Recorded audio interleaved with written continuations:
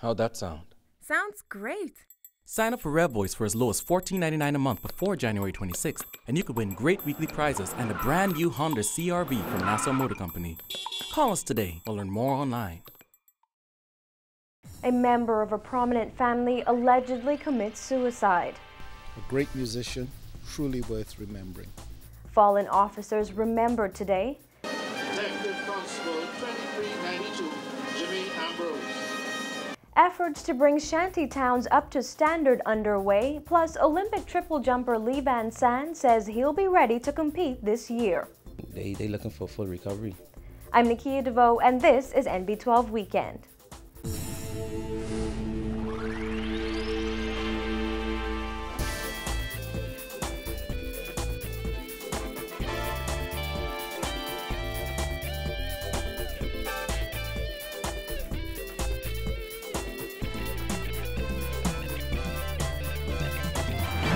Good evening, everyone. Thanks for joining us this Sunday evening.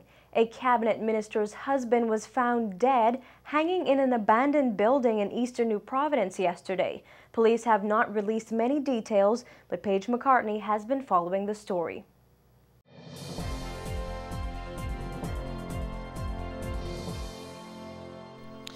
It's behind the walls of this abandoned structure, Old Stokes Cabana, which has become a bit of a landmark on this eastern side of New Providence, that police say they found the man's body hanging by a rope from a ceiling fan.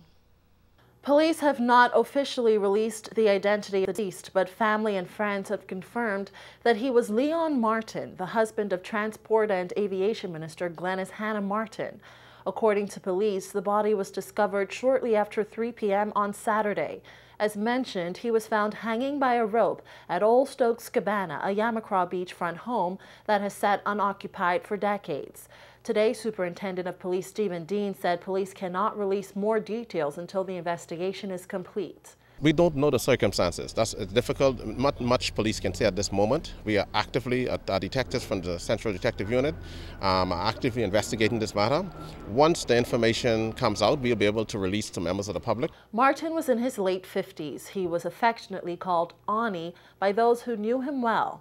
Leroy Tinkle Hannah said he met Martin more than 30 years ago when he recruited him to join the band Sweet Exodus as a keyboardist. Oni has always, for a long time, he always played in the ballrooms or in the dining rooms of the great hotels around the town.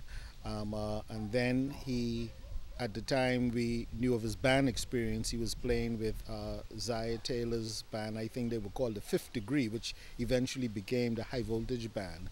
And we saw him playing with them and we were very impressed. So we looked him up. And of course, he became a part of the Sweet Exorcist Band.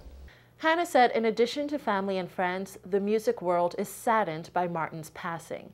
Oni is a very quiet person, almost a recluse in some ways. But he's one of those persons one of the truly gifted sons in music in the country. And he could almost go unsung because he was always sort of in the background under the cover, but many great artists in this country stood on his shoulder. He's one of those people who is happy to be the supporting person and doesn't have to be out front. And I think it was Oni at one of his best at playing band music, and it's worth remembering. A great musician, truly worth remembering. Hannah said even though it had been months from the last time he saw Martin, the friendship never died. I would see Ani on and off. We would just run into each other somewhere and we would embrace it. He was, you know, once he got to know you, he always treasured his friends. And the Progressive Liberal Party is expected to release a statement sometime today. For NB12, I'm Paige McCartney. 21 officers who died in the line of duty were remembered today during an annual service in the Garden of Remembrance at the Royal Bahamas Police Force's headquarters on East Street. One by one, wives, children, mothers and fathers laid wreaths at the monument that bears the names of their deceased loved ones. Founder of the Royal Bahamas Police Force Dependents Trust, Gilbert Lloyd, was on hand for the ceremony, which he says is an important part of the healing process. I think it's a very important occasion, and it was beautifully done. I congratulate everybody who helped organize it, and I would like to thank all the participants most warmly. The trust was established in 1993, 2 years after Lloyd became a Bahamian resident. He told reporters he felt that it was important to take care of families, especially the children who were left behind. The fund takes care of all educational expenses of children whose parents were killed in the line of duty.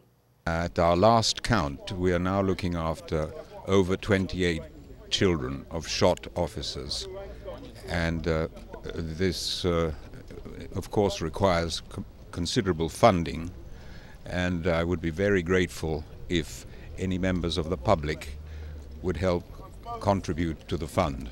If you're interested in donating to the trust, you can send an email to rbpfdependencetrust@hotmail.com. Well, by the time the multi-billion-dollar Bahamar project is complete, some 8,000 Bahamians will be employed.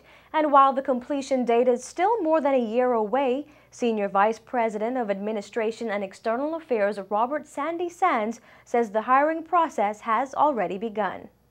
You would have already begun to see profiles in the newspapers of some key Bahamar associates. We started a program which we commenced last week, where we started off with Mashonda Gregory, a young, talented Bahamian environmentalist. We're going to be doing a series of these appointments because we have close to 15 hirees already. So we have begun the process. Sands says Bahamar is already reaching out to high school and college students who will be in the job market once the mega resort opens its doors in 2014.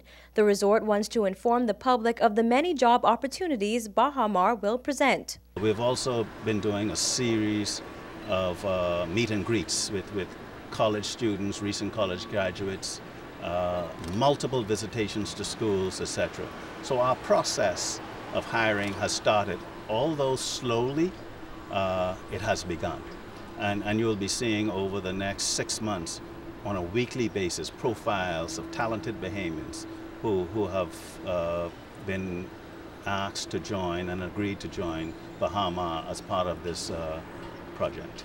Sands also rejected concerns that Bahamians will not be hired for management positions and will only be eligible for lower-tier jobs at the resort. According to Sands, the resort is being built for the betterment of Bahamians and the advancement of the country.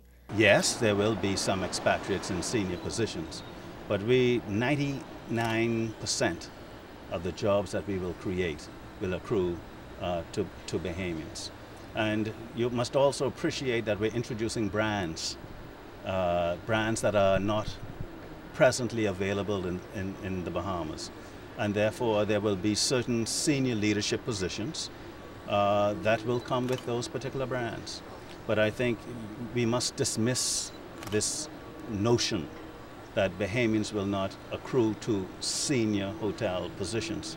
He says there are already many Bahamians in senior management positions at Bahamar. To find out more about available positions at the resort, log in at www.bahamar.com. The Ministry of Tourism is expecting good performance in airlift for 2013. Minister of Tourism Obi Wilshcombe said coming out of a better third and fourth quarter in 2012, he expects the momentum to continue into this year. Good. We ended the year pretty good.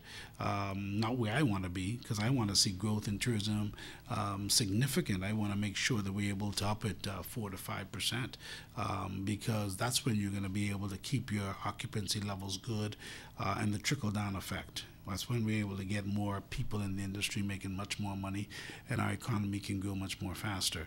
We can do it because we have something most countries don't have. We have diversity. We have many islands. Wilshcombe said while airlift to the Family Islands has been promising, the ministry wants to significantly increase the number of flights touching down on key islands. We're going to work with Bahamas Air to get Bahamas Air to fly from some of the markets in the United States of America to get more business to our country. When you consider the fact that Long Island, for instance, doesn't have any airlift at all, but Long Island has 16 hotels. People don't realize that. when you consider the fact that Grand Bahama doesn't have a direct flight by Bahamas Air from Miami to Freeport. There's something wrong with that when Miami now is the hub. So all these things we have to work and we have to correct.